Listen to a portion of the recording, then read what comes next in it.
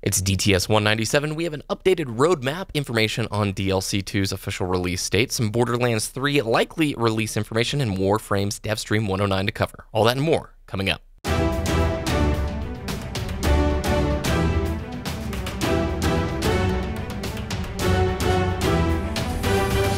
You're listening to Destiny, the show.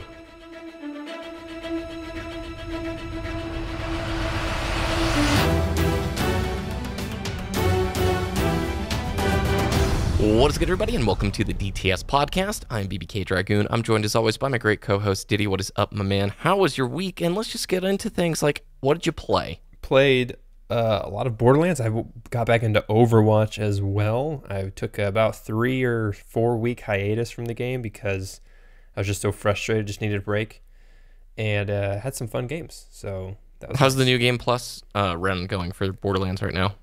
It's a ton of fun. Like, there was a comment on last week's DTS about how this concept was blowing my mind. And I was like, yeah, because I know it's been out there for a long time and other games have it as well, especially the Dark Souls series, right? I hear you guys talk about it all the time.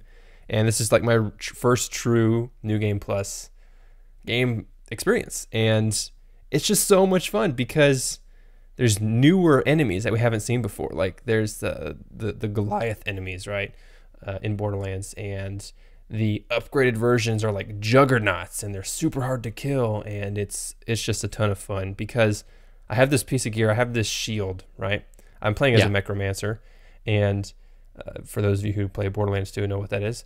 It's a class, and so I have the shield, and when it depletes for a few seconds, I do area of effect fire damage in bursts, and it does like 16,000 damage per burst.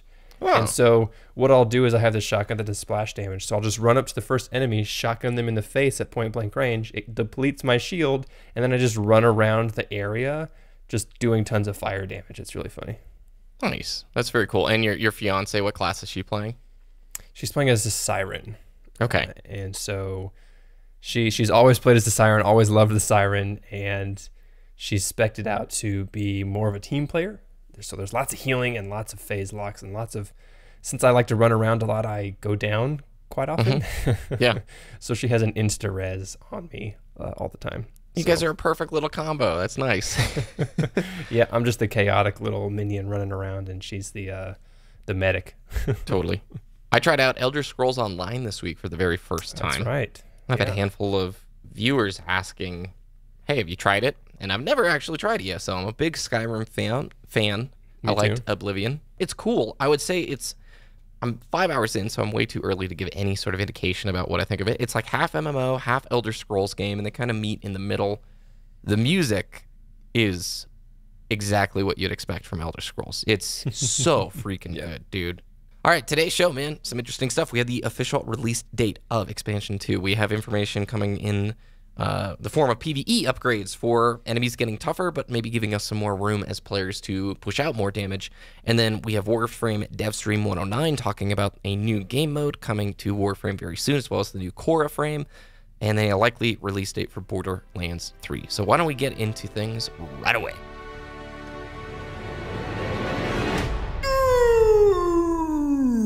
All right.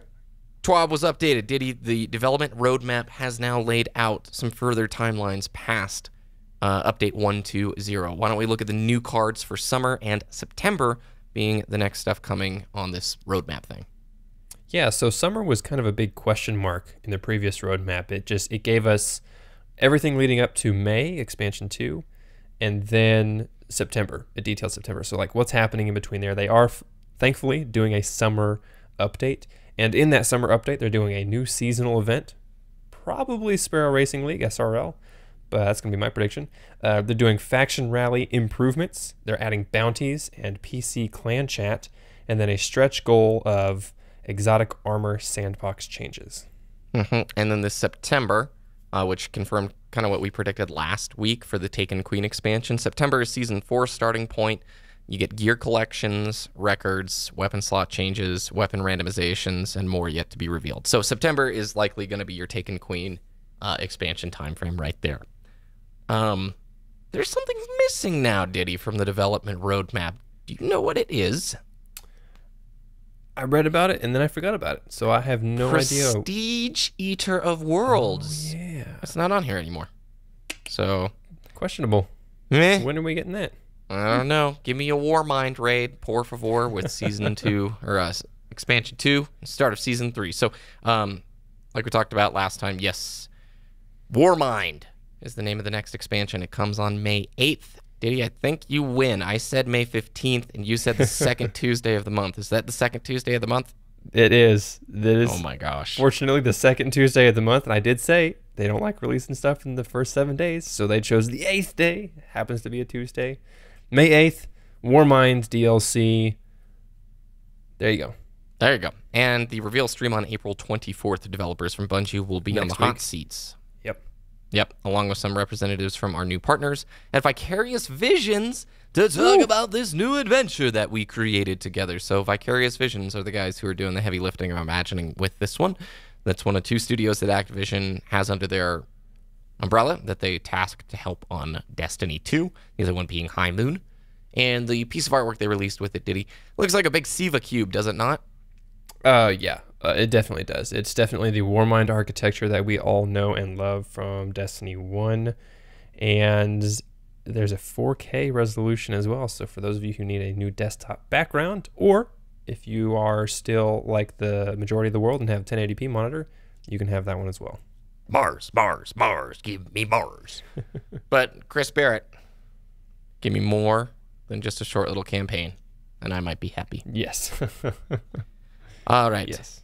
Anything else you want to say on that before we move on to the power changes that they're thinking about doing?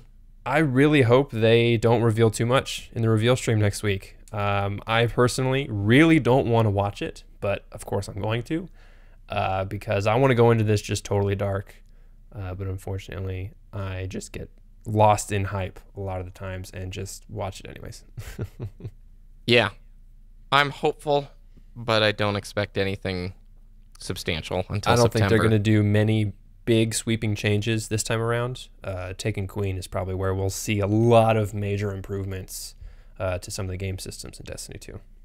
Isn't it funny? You read weapon randomization, September. You know what I mean? It's like, the Benjamin Button of Destiny. We're going back. You know they just don't want to go back to Destiny 1 levels, right? I've seen a lot of community members and devs, Bungie devs, talk about solutions to gear rolls on Twitter, and it's like, man, do you prefer leveling up your weapons or having everything unlocked? And it's those kinds of discussions. Hopefully we'll see some of that touched on at the Destiny Summit that's happening, or Bungie Summit, Destiny 2 Summit, whatever. The Community Summit happening soon, and yeah, we'll hear some more nice details, hopefully in the coming weeks. So they had a combatants design lead, Tomo Nori Kinoshita, hop on board with the TWAB to just basically say that they're going to be raising up the power progression and I guess the power of enemy combatants to make your light level or your power level feel more meaningful. The summary is essentially they're extending their outgoing and incoming damage scaling from a cap of 40 power level delta to a 50 power level delta. And they say currently the max is 40 in the game. By moving it up to a 50 power level, it adds a little more room for players to show off how badass they really are. And they also will say when a combatant is at a 50 power level or higher above the player, they're going to be immune and display the question mark icon that some of you guys may have seen back during Destiny 1. So things are going to have more health and be tougher to kill is my prediction here. And they even say that it's going to take longer to kill higher level combatants.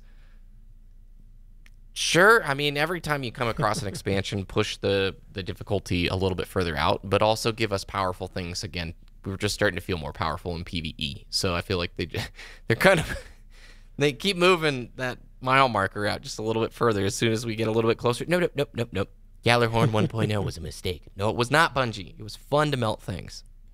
You could look at this as a nerf to PvE, in my opinion, because with 1.14 that they just released, they buffed a lot of weapons in PvE. Well, now they're extending the end game or higher level enemies to be more difficult to kill.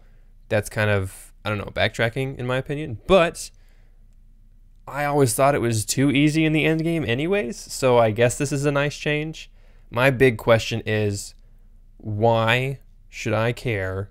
What's my motivation to invest more time and try a little bit harder to complete these activities if there's, say, not a good enough reward at the end of the tunnel. You want a sweet gear treadmill, right? I want a sweet gear treadmill. When I'm going to go back to Borderlands because that's what I'm playing right now, and I'm just super hype on it.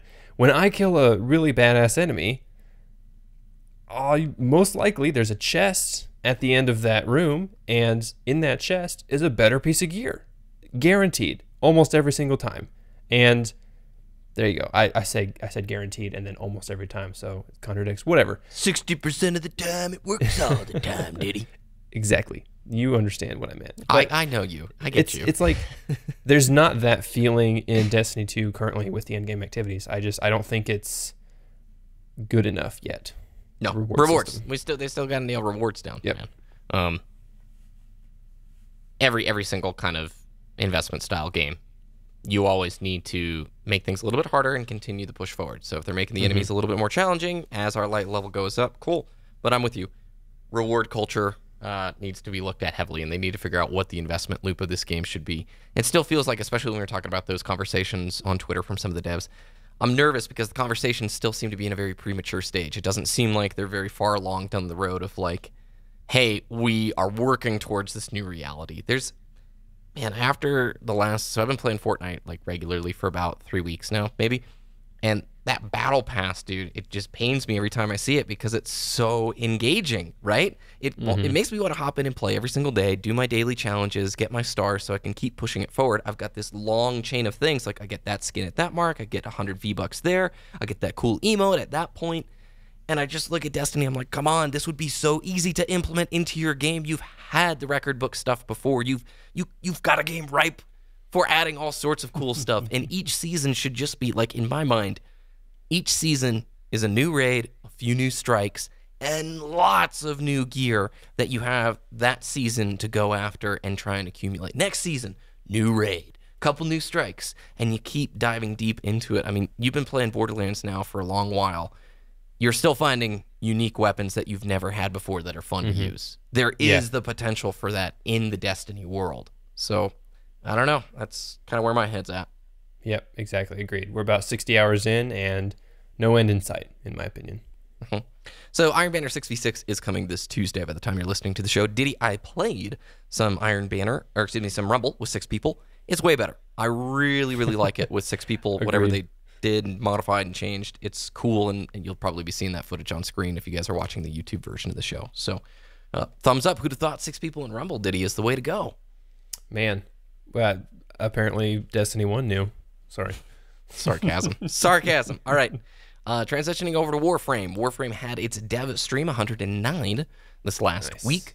Folks over at Digital Extremes, if you guys have never sat in on a dev stream, these happen pretty regularly. I think they're once a month. And it's members of the senior level staff over at Digital Extremes sitting down with Rebecca Ford, the community operations manager. I think that's her title. And they just talk about what's coming down the pipeline. They show off new content, timetables, what they're thinking about, things that worked, things that didn't work. Really like a chill conversation, and they have Twitch drops enabled usually for these streams. So if you watch, you get in-game items. 2 things I wanted to point out. There's a new Warframe, Cora, that's coming to PC this week that I'm really looking forward to. They showed off her abilities, great looking frame, and everybody gets pretty excited when a new frame is being added to the game. But there is also a new game mode, Ditty, coming to the game called Sanctuary Onslaught that they've shown off the last couple of months. So this is kind of like a horde mode, but mixed with a sharp time limit. Essentially, you go into a tile set with a certain set of enemies, and you have to kill those enemies in, let's say, 2 or 2.5 minutes, right? And if you kill them in 2.5 minutes, a portal opens. You go through the portal. It takes you to a different tile set with other enemies, and you have 2.5 minutes to kill them. And then you go through the portal, and in between these portals, you get a little score sheet that shows how you did, your rank, how many kills, that kind of stuff, in comparison with your other squad mates. And you keep going, and it gets harder and harder and harder until you can't go any further. It's not meant to be an activity that lasts for hours, they've said, and it's more like a bite-sized content for veterans is what Warframe's sort of building it as. So I think probably 30 to 35 minutes. And then you also get rewards, I think, between every 2 waves. So pretty cool idea, and if you've seen it, it looks rad because you could go from like the snow tile set over to the void tile set over to Mars, and it looks like a neat piece of content, like really utilizing assets in a creative way, you know? So when you mentioned that, the different environments, right? So that means that each tile set could have its different enemies. Like you could start out with Grenier and then go to Corpus. Yes. That's really cool because obviously different weapons or different damage types work differently against those different types of enemies. So that's really cool. You got to plan ahead to prepare for any situation. I think that is super awesome. And we talked about in the pre-show, it's sort of a pseudo finite round limit. Yeah. They didn't specify a hard limit like 5 rounds, 10 rounds or whatever, but they just said it progressively gets harder and harder so that you can't progress. It's just going to be too hard to defeat all the enemies within the time limit. That I really like that because it's still technically infinite, but for the really, really hardcore players, it gives them something to go for. Like, oh yeah, I survived 36 rounds last night. Oh yeah, well, we went 38 or something like that. That's really cool. I like that a lot. Mm-hmm. And all behind the scenes, they're still working on an open world map for Venus. So last October in Warframe, they came out with the Plains of Eidolon, which was like this huge open world free expansion. I'm air quoting expansion to the game. And it's gone fairly well. I think a lot of people enjoyed Plains. There were some problems with it, but they're looking to add a new open world space on Venus that they've not really showed much off for just yet. That's still being worked on. In the background, Warframe is still a game I highly recommend to anybody who liked Destiny 1 or Destiny 2 players, because while they're very different, there's a ton of overlap, and it's got to be one of the best free-to-play games maybe ever. Ditty, is that like too much to say? I think if we had this game when we were growing up, I think it would have been the greatest thing ever, right? The graphics are amazing. The gameplay is there. It's really fluid. There's lots of end game content. There's lots of quests. There's lots of missions. There's so much. It's so deep.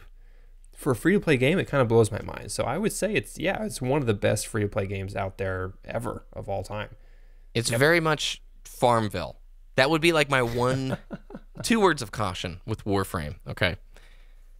Endgame and a huge portion of the game is about collecting and building and growing more powerful, right? Most investment games, that sounds about right. But a lot of your time is going to be spent on farming specific mods, farming the resources to upgrade those mods, farming the resources to get more frames, or, maybe you need to get more platinum, which is the like actual real world currency. Well, you can do that in game by like, let's say I'm going to go farm Trinity Prime, and then I'll go sell Trinity Prime to another player and accumulate platinum that way. It is all centered around gear collection at the end of the day. And the other word of caution I have for a new player is watch guides. If you're going to get into Warframe, it maybe takes the award, I said earlier, like one of the best free-to-play games ever, but it may take the award for one of the worst new player experiences ever. Like, it turns off so many people because of how vague and just ambiguous it is for new people when they show up. It's very hard to know what to do, when to do it without watching guides. Is that fair to say? Like, is that... Yeah. Yeah. I would say that's 100% accurate. It's an extremely steep initial learning curve because it's so deep, right? There are so many systems in place that a new player is just going to be like, well, what does this do? What should I invest my time in doing this? Or should I be doing this? Should I get this weapon? Should I do this frame? Should I do this ability or whatever? If you have 2 monitors, have the Warframe wiki open and just Google or just search for everything. Just learn as much as you can because it's a fantastic game. But that initial learning curve, man, it is steep. Props to Digital Extremes too for like their honesty. So during these dev streams, sometimes they pitch new ideas to the community. And Steve, one of the top level guys there at the studio, is talking about doing a damage update, damage 2.5. We're on like, I think, damage 2.0-ish right now. And he pushes the idea out there on a dev stream and also follows it up, I think, with like a Reddit post or something. And the community reacts very negatively to the ideas that are proposed. I mean, it went over like a lead balloon. Not well at all. So Steve came out and said on this stream, look, we heard your feedback. you guys do not like the direction we were planning on taking it. So we're scrapping 2.5 altogether, and our next revisit to damage is going to be at 3.0, and it's going to be completely different. So there's just... DE has an insane level of transparency when it comes to how they interact with the community, and I just appreciate that in a developer. It's got to be hard, like if you put all this time and effort thinking and theory crafting into something, you put it out there, go, oh, the player base doesn't really like this. I guess we need to go back to the kitchen and rework it, I guess. Yep, exactly. It's like they came out and said, hey, with your tacos, we're going to start adding cilantro. And then that's just the worst idea ever. And like, okay, well, maybe you don't like cilantro because cilantro is literally the worst food on the planet. So there you go. Are you serious? You don't like cilantro? Cilantro is the worst thing ever. Oh my gosh. Yeah. I'm part of the population that thinks it tastes like soap. You can Google it. It's true. Scientifically proven. And I can't stand it. Really? It tastes like soap to you? I'm going to disappoint so many listeners. This is why I don't like Chipotle. Because they have cilantro rice. I know I can get the whole grain. You can get the whole grain, or I can ask for just the white rice, but they have to go in the back and get it before they mix it. But it's just I know. No way. 4 to 14% of the population, it tastes like soap. What? Yep. Wow. Okay. Well, welcome to my world. I will never make a dish with cilantro for Ditty. Pencil that into iPhone. There you go. Never forget. That reminds me, I went to a burger place across the street, and I got a coleslaw on the burger because I thought I'd try something new. Yeah. And I'm chewing. I'm like, okay, this tastes really good. And then I bite in. Oh, it's got cilantro in it. I couldn't finish the burger. I couldn't do it. It was so strong. That's weird. All right. Well, on that interesting note, Ditty, Borderlands 3, I wanted to talk about this because we have information from... you guessed it, an investor earnings call of Take-Two, who is the publisher of Borderlands.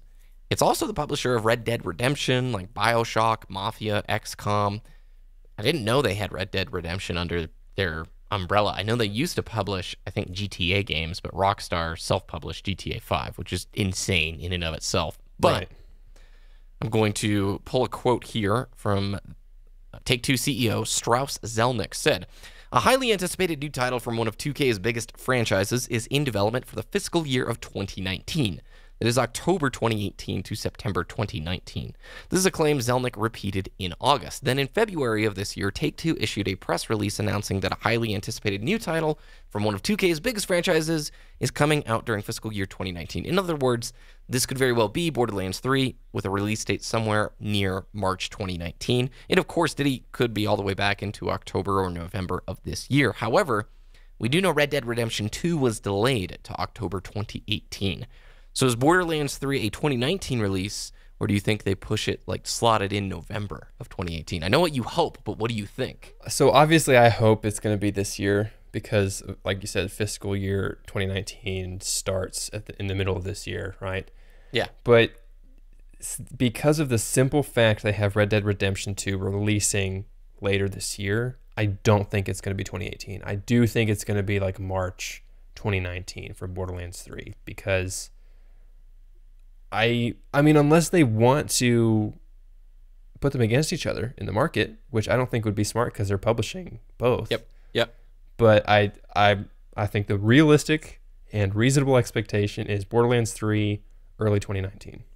And I would appreciate that because every freaking developer ever stacks up their releases in the holiday, right? October, November, December, there's always too much to play. There's always too many good things coming out. No matter how dry a year it is, it's still packed in that space. Yet March is awesome, dude. Like this year we had Monster Hunter, which definitely helped me out during January and February. Like fun game for those months.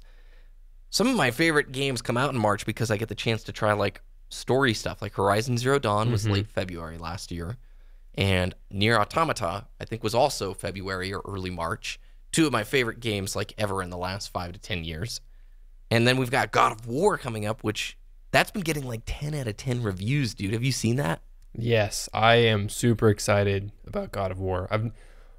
Confession, never played a God of War game, but this one looks awesome. I know the others are great as well, but this one looks like I might pick it up. God of War 2, super good. Super, super good. Yeah, I'm interested in this one also. And then the Division released in March. My point is, I like when games release in March because I have more time to play them and enjoy them instead of feeling like there's a sprint going on in November and December. So, anyway, I think that's pretty much all the news rounding out this week, Ditty. Anything we missed? I don't think so. I mean, I'm really excited about later this year because we've got, I don't know. I mean, Red Dead Redemption 2 is really great. I didn't play the first one, but that's a really great game. Borderlands 3, obviously, I'm really excited about. Tales for Borderlands as well. I might have to try that out. It's free on Twitch Prime, so. Oh, yeah. We forgot to mention that. So you Twitch Prime members, Tales from the Borderlands is free. I just saw that earlier today. If you've never played a Telltale game, they are point-and-click style, choose-your-adventure kind of games, and the choices you make have pretty lasting impacts, like characters can die and never come back, or, you know, different spoilers, endings. Spoilers, bro. Yeah. One thing I did want to mention, too, I was just thinking about the Taken Queen this September. Watching the parts of the Warframe documentary was a good reminder. I need to watch that. Super good. No-clip documentary. There is hope. Like, no game is doomed forever unless you're Lawbreakers. Unless and then you're I'm Lawbreakers, really sad about that. Dude, I'm so mad. Radical Heights is getting so much amazing press, and I'm happy about it, but dang it, Lawbreakers was so fun, and I'm just going to assume Nexon wouldn't let him go free to play.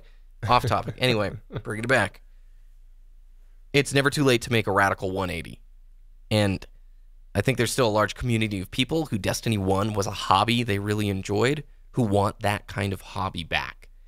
And if we can somehow, if Bungie can whatever, do a philosophical 180, and all their resources, maybe they are all hands on decking Taken Queen, well, then who knows? Maybe there is some hope. But fingers crossed, we'll just have to wait to see an expansion 2 is in between now and then. So, man, if they, of course I'm going to say it again, if they can do free-to-play Taken Queen expansion that revamps a lot of Destiny 2 systems, and it's really good, I think that'll be it. That would be the pivotal moment. Yep, Destiny's great again. Let's go play.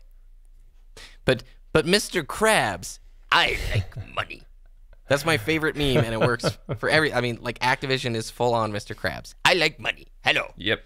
There's no chance. But which is why they're releasing Destiny, Taken Queen, and the next Call of Duty back to back, pretty much. Of course, Destiny release date is not confirmed, but we can only assume. I would love to have a conversation about like the ideal financial model for Destiny, like moving forward. You've got this Fortnite generation who's just not. It's a generation of people who are growing up not paying $60 for a game. You know what I mean? And so we're going to reach some point where there's a crossover where paying $60 for a game that doesn't give you this sort of perpetual engagement loop, you're going to have these new young guns going, yeah, no thanks. This one's free, but I buy lots of skins. All the skins. I think that would be a really great discussion in a future show because the games as a service is becoming more of a commonplace thing. You had software as a service like Adobe, right? Yeah. Adobe Photoshop. I don't want to spend $800. Okay, just pay a couple bucks a month. Bam. There you go. All right, where can people find your content? Twitter.com/DittyDTS, DITTYDTS, and YouTube.com/Wooshness, WOOOSHNESS. You can join the conversation, discord.me/Destiny the Show, and also follow us on Twitter @Destiny the Show. All the links from today and more on our website, destinytheshow.com. You can follow me on Twitter, Twitch, and YouTube @BBKDRAGOON. Thanks so much for listening. Have a great week, and we'll talk with you next time.